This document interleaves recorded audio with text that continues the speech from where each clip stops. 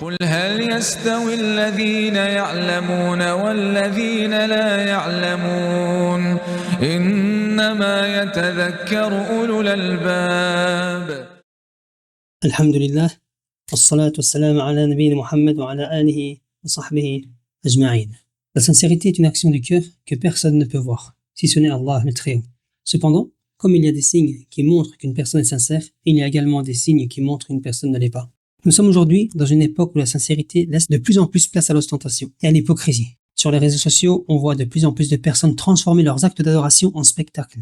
Sur TikTok, sur Insta ou ailleurs, c'est la même chose. Le constat est le même et la réalité fait très peur. Entre les frères qui font des rappels de façon à ce qu'on voit leur corps, leurs muscles, tout ça parce qu'ils font de la musculation, ceux qui prennent le soin de contracter leurs biceps devant la caméra et en même temps ils font un rappel sur l'au-delà. Qu'est-ce que ces gens recherchent? La reconnaissance des autres?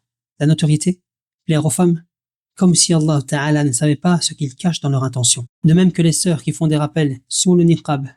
Le visage est couvert, mais les yeux sont tellement maquillés qu'elles attirent plus ainsi qu'avec le visage découvert. Qu'est-ce qu'elles cherchent? À séduire?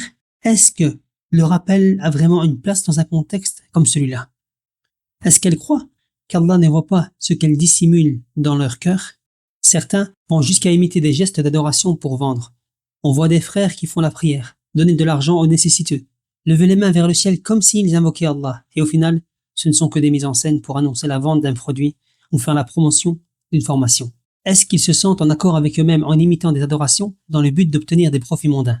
Il y a ceux qui filment, ils filment leurs prières, ils filment leur famille en train d'accomplir des actes d'adoration. Et ensuite, ils diffusent ça sur tous les réseaux pour que le monde entier puisse les voir. D'autres se montrent à la Mecque, en plein pèlerinage. Ils se filment près de la Kaaba.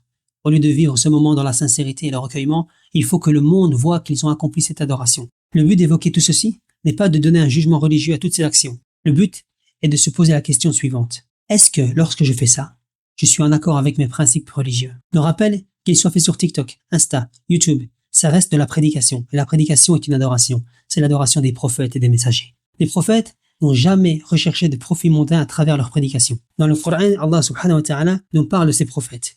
Il nous parle de Nuh, qui a dit وَإِن تَوَلَّيْتُمْ فَمَا سَأَلْتُكُم مِّنْ أَجْرٍ إِنْ أَجْرِيَ إِلَّا عَلَى اللَّهِ. Mais si vous vous détournez, je ne vous ai pas demandé de salaire ni de récompense. Mon salaire n'incombe que à Allah. Il nous dit à propos de Hud, le prophète Hud, qui a dit à son peuple يَا قَوْمِ لَا أَسْأَلُكُمْ عَلَيْهِ أَجْرًا إِنْ أَجْرِيَ إِلَّا عَلَى الَّذِي فَطَرَنِي أَفَلَا تَعْقِلُونَ. Ô mon peuple, je ne vous demande pas de richesse en retour. Ma récompense n'incombe qu'à celui qui m'a créé. Ne raisonnez-vous donc pas? Le prophète Muhammad, sallallahu alayhi wa sallam, Allah Ta'ala lui a ordonné de dire قُلْ يَا Muhammad, dis لَا أَسْأَلُكُمْ عَلَيْهِ أَجْرًا إِنْ هُوَ إِلَّا ذِكْرًا لِلْعَالَمِينَ. Je ne vous demande pas de salaire pour cela. Ce n'est qu'un rappel pour les mondes. Allah Ta'ala, dans Surat al-Shu'ara, les poètes, il nous a rapporté la parole de Salih, de Lut et de Shu'aib. Ces trois grands prophètes qui ont tous dit la même chose à leur peuple. Ils ont dit وَمَا أَسْأَلُكُمْ عَلَيْهِ مِنْ أَجْرٍ إِنْ أَجْرِيَ إِلَّا عَلَى رَبِّ الْعَالَمِينَ. Je ne vous demande aucun salaire, aucune récompense pour ça. Mon salaire n'incombe qu'au Seigneur de l'univers. Celui qui montre la religion pour des profits mondains, celui-là sera dévoilé. Il y a un hadith dans lequel le prophète sallallahu alayhi wa sallam a dit Man samma'a samma'a Allahu bih wa man yura'i yura'i Allahu bih. Ce qui veut dire celui qui fait une action pour que les gens l'entendent, Allah le fera entendre. Celui qui fait une action pour être vu, Allah fera qu'il soit vu tel qu'il est. En gros, ça veut dire, quiconque fait des actes dans le but que les gens les entendent et entendent parler de lui, Allah le dévoilera, et quiconque agit dans le but d'être vu par les gens, Allah exposera sa réalité. Il faut sincèrement prendre garde à ce mauvais comportement. Ce comportement cité dans le hadith, car ceci est de l'hypocrisie et c'est le contraire de la sincérité. Nous allons continuer avec des choses que les gens pensent être de l'ostentation alors que ça n'en est pas. Tout d'abord, quand une personne accomplit une bonne action et que les gens la louent pour cette action. Il y a des compagnons qui sont venus chez le prophète sallallahu alayhi wa sallam pour dire ça. Ils ont dit Ya Rasulallah, inna ar-rajul ya'mal li nafsihi wa yuhibbuhu an-nas. Qal tilka 'ajil bushra al-mu'min. Les gens l'ont dit Ô messager d'Allah, l'homme fait une œuvre pour lui-même et les gens, ils l'aiment pour ça. Qu'est-ce qu'il a répondu le prophète? Il a répondu voilà la bonne nouvelle accordée en avance aux croyants. Donc ceci n'est pas de l'ostentation. La deuxième chose, c'est acquérir de la notoriété sans l'avoir recherchée. Comme le savant ou l'étudiant en sciences religieuses. Celui qui prend la science et la transmet aux gens. Celui qui apporte des fatwas. Il se peut qu'il obtienne une certaine renommée et il ne l'a pas recherchée. Et surtout, il ne faut pas qu'il abandonne le bien dans lequel il est, c'est-à-dire l'étude de la science et la propagation de la science, par peur de l'ostentation. Car ceci n'est pas de l'ostentation. Une troisième chose qui peut être perçue comme de l'ostentation alors que ça n'en est pas, certaines personnes peuvent voir un homme qui est pieux, assidu dans l'adoration. Et ça les motive. Ça motive ces gens-là. Mais cet homme-là, il l'a pas cherché. Eh bien, ce n'est pas de l'ostentation. De plus, si son intention est d'adorer Allah subhanahu wa ta'ala et qu'il devient un exemple pour les gens, alors il sera récompensé. Quatrième chose qui peut être perçue comme de l'ostentation alors que ça n'en est pas, c'est embellir ses vêtements. Avoir des beaux vêtements, avoir un bon parfum, tout cela n'est pas de l'ostentation. Cacher les péchés et ne pas en parler, ce n'est pas de l'ostentation. Au contraire, nous sommes tenus par la législation de couvrir nos propres péchés, nos propres fautes.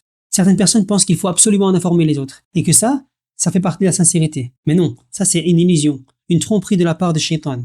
Car informer des péchés relève de la propagation de la turpitude parmi les croyants. Quand est-ce que le fait de montrer son action est-il légiféré? Et quand est-ce que ce ne l'est pas? Montrer une action ou la cacher a 3 situations différentes. La première, quand la sunna est de la cacher, il est donc préférable de la cacher, comme la prière nocturne, Qiyam al-Layl. C'est une action qu'il faut cacher. Quand la sunna est de montrer cette action, alors il est préférable de le faire, comme le fait d'être assidu à la prière du vendredi, ou bien la prière en groupe à la mosquée, ou bien proclamer publiquement la vérité si les conditions bien sûr sont réunies pour ça. Troisième situation, quand l'action peut être cachée ou montrée, il est préférable de la cacher pour celui qui craint de tomber dans l'ostentation. Mais il est préférable de la montrer pour celui qui n'a pas peur de tomber dans l'ostentation. Par exemple, l'aumône surérogatoire. Si la personne pense que montrer son aumône risque de faire entrer l'ostentation dans son cœur, alors il est préférable de la cacher. Mais si elle pense que les gens vont être encouragés par son action et voudront eux aussi faire la même chose et qu'elle peut repousser l'ostentation, alors il est préférable pour elle de donner devant les gens. Comme on a dit au début, la sincérité, c'est une des plus grandes actions du cœur. Pour illustrer ce qu'est réellement la sincérité et comment sont les gens sincères, nous allons citer 2 histoires. La première, c'est un hadith qui est rapporté par un compagnon qui dit « Un homme parmi les Bédouins vint au prophète, sallallahu alayhi wa sallam, et il crut en lui, et il le suivit. Puis, il lui dit « Je vais immigrer avec toi. » Et c'est ce qu'il fit. Le prophète, sallallahu alayhi wa sallam, le confia alors à certains de ses compagnons. Lors d'une bataille, le prophète obtint du butin et le partagea entre ses compagnons. Et il attribua une part à cet homme. Donc on lui remit sa part. Et il demanda « Qu'est-ce que c'est que ça ?» Et les compagnons répondirent « C'est une part que le prophète t'a attribuée. » L'homme prit alors sa part et alla voir le prophète. Et lui dit « Ô messager d'Allah, qu'est-ce que ceci ?» Le prophète répondit « C'est une part que j'ai déterminée pour toi. » L'homme répondit « Ô messager d'Allah, ce n'est pas pour ça que je t'ai suivi. Mais je t'ai suivi afin que je sois atteint ici. » Et il montra sa gorge avec son doigt par une flèche et que je meure ainsi que je rentre au paradis. Le prophète lui répondit « Si tu es sincère avec Allah, alors Allah confirmera ta sincérité. » Peu de temps après, ils combattirent l'ennemi. L'homme fut atteint d'une flèche à l'endroit même où il avait montré sa gorge. On l'apporta au prophète, sallallahu alayhi wa sallam, qui demanda « Est-ce lui ?» Et les compagnons répondirent « Oui. » Là, le prophète dit « Il a été sincère avec Allah et Allah a confirmé sa sincérité. » Ensuite, il l'enveloppa dans son manteau, il pria sur lui et il dit dans une invocation « Allahumma hada abduk kharaja muhajiran fi sabilik faqutila shahidan, ana shahidun ala dhalik. » Oh Allah, voici ton serviteur, il est sorti en émigrant sur ton chemin, puis il a été tué en martyr, et moi, j'atteste de cela. Cela nous rappelle le verset dans lequel Allah Ta'ala dit « Min al-mu'minin rijalun sadaqu ma ahadu Allah alayh, faminhum man qada nahbahu wa minhum man yantadir, wa ma baddalu tabdila. » Parmi les croyants se trouvent des hommes qui ont été sincères dans leur engagement envers Allah. Certains ont déjà accompli leurs promesses, alors que d'autres attendent encore, et ils n'ont aucunement changé. Et nous allons terminer ce cours par l'histoire du grand savant Al-Mawardi, qui est une histoire très étonnante qui a été rapportée par Al-Dhahabi dans son livre Siyar A'lam al-Nubala. Donc il dit en fait que le savant Al-Mawardi avait composé des ouvrages dans l'exégèse, dans la science de la jurisprudence, dans le hadith, et il les avait dissimulés. Donc il a écrit ces ouvrages durant sa vie, et ensuite il les a dissimulés. Et il les avait cachés dans un endroit que personne ne connaissait. Lorsqu'il sentit la mort se rapprocher, il dit à un homme de confiance, ces livres qui se trouvent dans tel endroit, c'est moi qui les ai écrits. Et je les ai cachés, car je n'ai pas trouvé en moi une intention pure. Alors, lorsque je serai sur le point de mourir, lorsque je serai à l'agonie de la mort, prends ma main. Si je serre ta main, sache que rien de ces livres n'a été accepté par Allah. Et si tu vois que je mets ma main dans la tienne, mais que je ne serre pas ta main, alors sache que ceci a été accepté de la part d'Allah subhanahu wa ta'ala. Ensuite, lorsque le moment de l'agonie de la mort arriva, l'homme plaça sa main dans la main du savant Al-Mawardi, et celui-ci ne serra pas sa main. L'homme comprit alors que les ouvrages avaient été acceptés par Allah subhanahu wa ta'ala et il les rendit publics. La sincérité qui est la base de toute notre religion, la sincérité. وَمَا أُمِرُوا إِلَّا لِيَعْبُدُوا اللَّهَ مُخْلِصِينَ لَهُ الدِّينَ حُنَفَاءَ. Il leur a été ordonné que d'adorer Allah subhanahu wa ta'ala sincèrement en tant que monothéiste.